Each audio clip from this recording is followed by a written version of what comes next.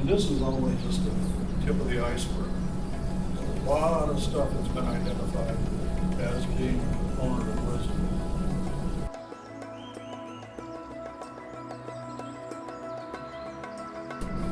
And the more I looked at it, the more I thought, well, so much of this has to do with what social workers do, what we think about, what we hope to become, what we hope is to embody.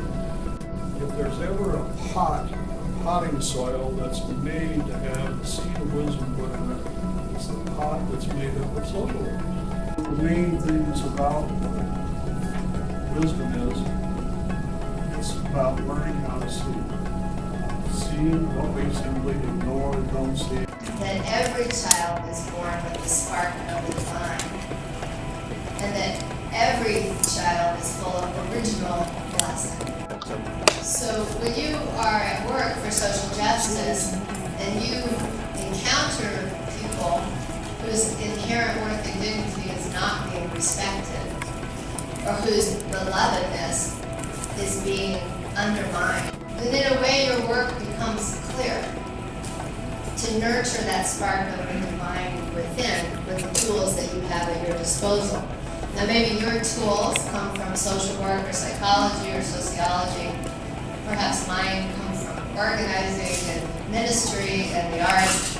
But the project has some similarity, which is really to nurture belovedness, to really understand that if you are calling for the inherent worth and dignity of each person, there will be consequences when injustice is present. We will walk hand in hand, we will walk with each other, we will walk hand in hand, and together we'll spread the news that hope is in this land, and they'll know we work for justice by our love, yes, they'll know we work for justice by our love. There is a pattern, and in coming to understand the nature of mind, the nature of feelings and emotion, we can harness the potential for waking up in each moment. We can find a way to remember what helped us get out of the jam the last time, and what could potentially help us to wake up again and again.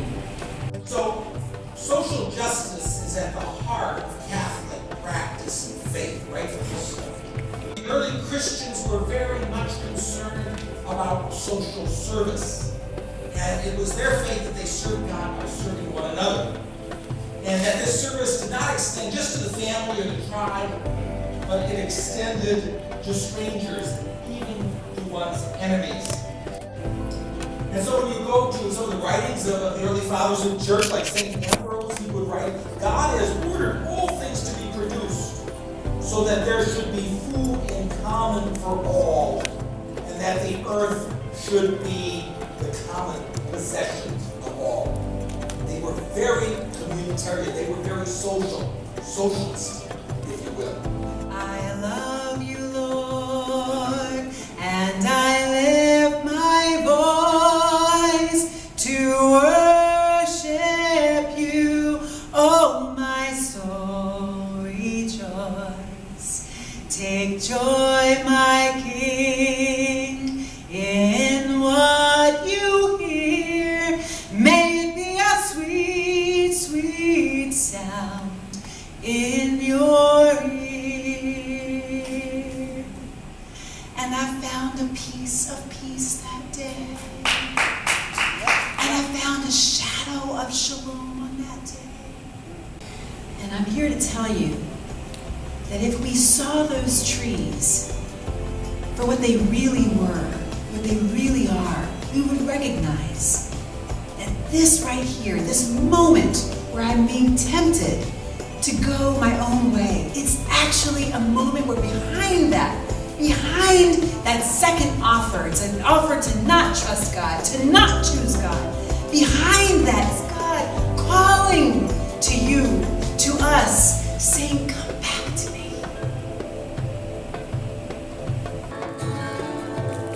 So I don't know what mountaintops you've reached yet, or which ones you're climbing towards, but Barack Obama definitely did it in 2008, and I'm sure you will too. Last version's about you. Rosa, she said, Martin, he marched, Barack Obama, he did run. I have a dream, and so do you. Yes, we can make them true. Our place is here. Our time is now. Our place is here. Our time is now. For we are moving. We are flowing. We don't jump now. We never will. Lord, am I ready? I am learning. My place is here. The time is now. My place is here. The time is now. My place is here. The time is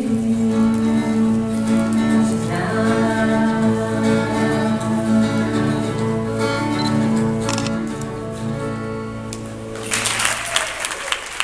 It was fascinating for me to hear that story through that lens.